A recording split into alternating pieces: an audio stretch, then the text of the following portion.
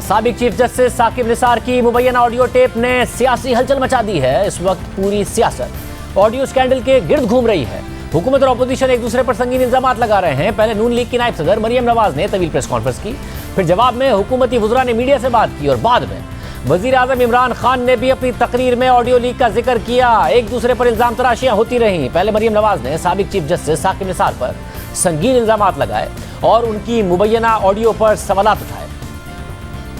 जब वो ऑडियो सामने आई तो साकिब निसार साहब का पहला रिएक्शन ये था कि ये तो आवाज़ ही मेरी नहीं है। सबसे पहले तो मैं उस चैनल का शुक्रिया अदा करना चाहती हूँ कि उन्होंने ये साबित कर दिया कि ऑडियो में जो आवाज़ है वो साकिब निसार साहब की है। फिर अचानक साकिब निसार साहब बोले जी जी जी बिल्कुल ये मेरी तोड़ जोड़ के बनाई गई। उनको भी याद आ गया कि आवाज़ उनकी है और तोड़ जोड़ कर बनाई गई है। तो मैं आपसे ये पूछना चाहती हूँ कि अगर वो 2-3 जुमले किस तकरीर से लिए गए हैं वो आपने बता दिया, तो ये जुमले जो क्रक्स ऑफ द मैटर है कि अनफॉर्चुनेटली हमारे पास जजमेंट्स इदारे देते हैं और इसमें कहा गया है कि मियाँ साहब को सज़ा देनी है और कहा गया कि हमने खान साहब को लाना है। बनता है या नहीं बनता अब करना पड़ेगा, बेटी को भी नहीं। जो साहब दूसरी साइड से फ़ोन पे हैं वो उनको ये कह रहे हैं कि बेटी की सज़ा तो नहीं बनती। तो उन्होंने कहा कि मैंने अपने दोस्तों से भी यही कहा है कि इसमें कुछ किया जाए, लेकिन मेरे दोस्तों ने मुझसे इत्तफाक नहीं किया। ये जुमले साकिब निसार साहब ने किस तकरीर में कहे थे? और अगर वो 3 जुमले साकिब निसार साहब की आवाज़ हैं तो ये 3 जुमले क्या उनकी आवाज़ नहीं है? मरियम नवाज ने मजीद कहा कि नवाज शरीफ के हक में 5वीं शहादत आई है और साथ ही अदलिया के किरदार पर सवाल उठा दिए।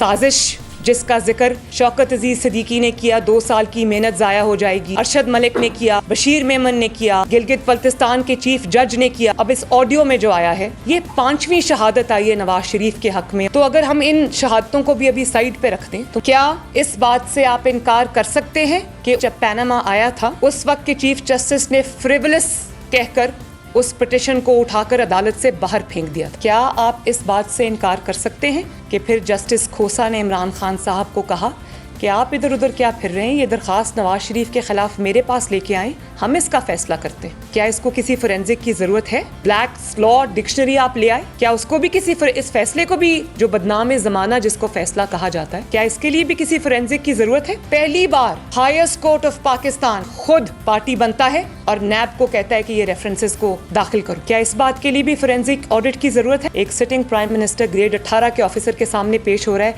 रिटायर्ड ISI के ऑफिसर के सामने, ब्रिगेडियर के सामने पेश हो रहा है। आपको बिल्कुल भी शर्म नहीं आई इस किस्म के काम करते हुए? आज कहाँ है वो हीरे, आज कहाँ है वो जवाहरात जो आपने इतना छुपा के रखे हुए थे? आज वो JIT भी कहाँ है? मेरा ख्याल है कि वो हीरे साकिब निसार साहब के साथ आए थे और साकिब निसार साहब के साथ ही वो रुखसत हो गए। कौन सा ऐसा पाकिस्तान की 74 साल की तारीख में केस है जिसमें सुप्रीम कोर्ट मॉनिटरिंग जज मुकर्रर कर देता है? वो क्या मॉनिटर कर रहा था कि कहीं किसी तरह से इंश्योर किया जाए कि सज़ा नवाज शरीफ और मरियम नवाज को मिले। और यहीं पर आपको तसल्ली नहीं हुई तो आपने नवाज शरीफ को, साकिब निसार साहब, आपने नवाज शरीफ को पार्टी की सदारत से भी हटा दिया। वाकयात सच्चे और ऑडियोज और वीडियोस झूठी।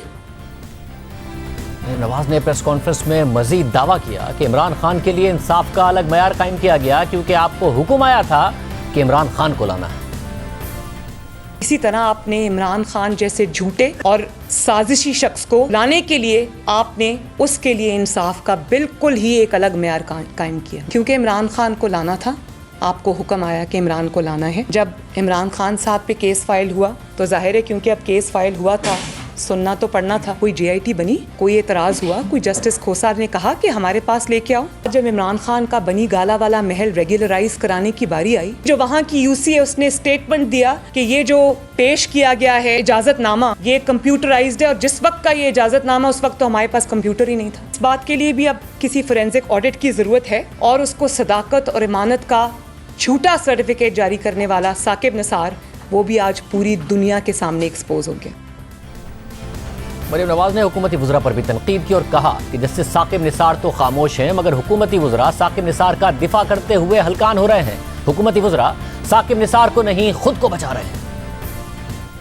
साकिब निसार साहब तो अपने डिफेंस में कुछ नहीं कह रहे, वो तो चुप करके बैठे हैं और जो हुकूमती वुज़रा हैं वो हलकान हुए जा रहे हैं साकिब निसार साहब को डिफेंड करते करते। सारी दुनिया को ये पता है कि साकिब निसार साहब ने जिस साजिश का वो मोहरा बने उस साजिश के बेनिफिशरी का नाम है इमरान खान। तो ये साकिब निसार को नहीं बचा रहे हुकूमती वज़रा और इमरान खान, ये अपने आप को बचा रहे हैं। उनको पता है कि साकिब निसार जब एक्सपोज होगा तो हम भी एक्सपोज होंगे, क्योंकि हम इस साजिश के सबसे बड़े मोहरे थे। मैं अदलिया से गुजारिश करती हूँ कि साकिब निसार साहब के गुनाहों का और वो लोग जो पनामा में शामिल थे उनके गुनाहों का बोझ अदलिया ना उठाए। हम नहीं चाहते कि साकिब निसार के दामन पर जो छींटे हैं वो आज अदलिया के किसी भी जज के दामन पर वो छींटे नजर आए। जिन्होंने उनको मजबूर किया वो तो आज भी पर्दे के पीछे हैं, वो नजर नहीं आ रहे, लेकिन चेहरा साकिब निसार साहब का दागदार हो रहा है। पहले तो मेरी अपील यही है अदलिया से, मुअज़्ज़िज़ जज साहिबान से,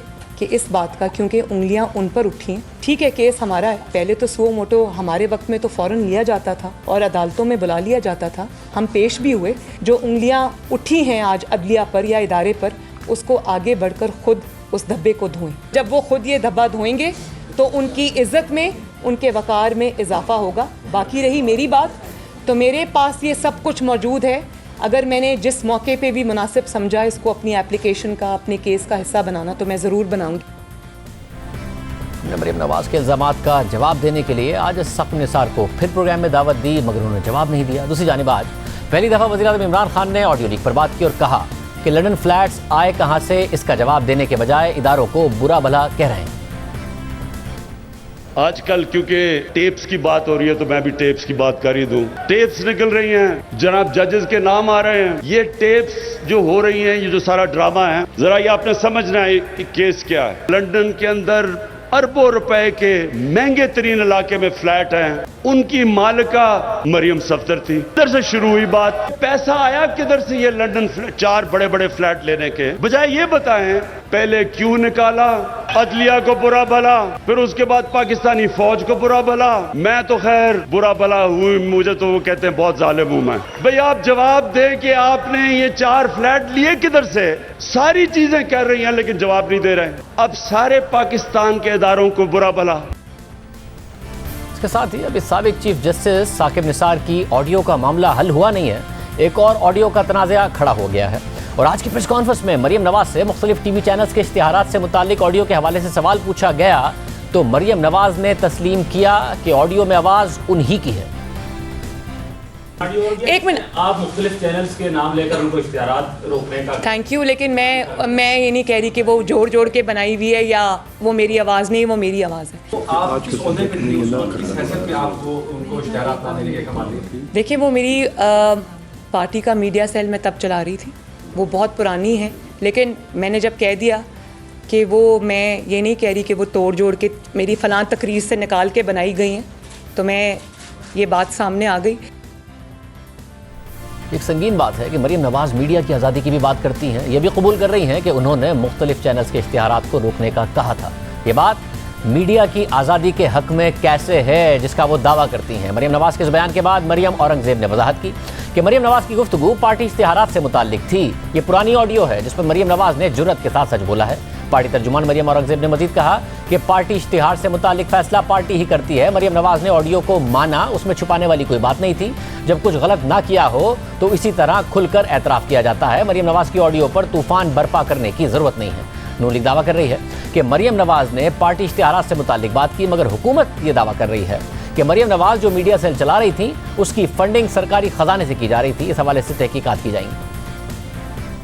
अपने मुखालिफ सहाफ़ियों को, ग्रुप्स को सजाएं दी गई। इस तमाम काम की निगरानी आज खुद मरियम नवाज ने एडमिट किया है कि वो कर रही थी। पार्टी का मीडिया सेल जो मरियम नवाज चला रही थी, इस सेल की मंजूरी से 9 अरब 62 करोड़ 54,03,902 रुपए की सिर्फ फेडरल गवर्नमेंट की फंडिंग जो है वो की गई। 10 अरब रुपया मरियम नवाज ने अपने मनपसंद चैनल्स को बेचा। पब्लिक फंड्स को हैंडल करना एक प्राइवेट शख्स की तरफ से, ये एक तो FIA के अंदर भी जुर्म बनता है। इसके ऊपर इंशाल्लाह ताला हमने एक सीरियस इंक्वायरी करने का फैसला किया है।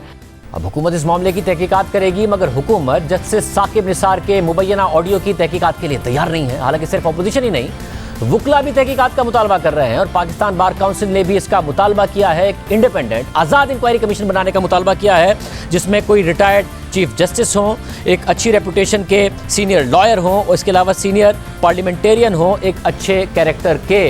तो पाकिस्तान बार काउंसिल की तरफ से भी मुतालबा आ गया है।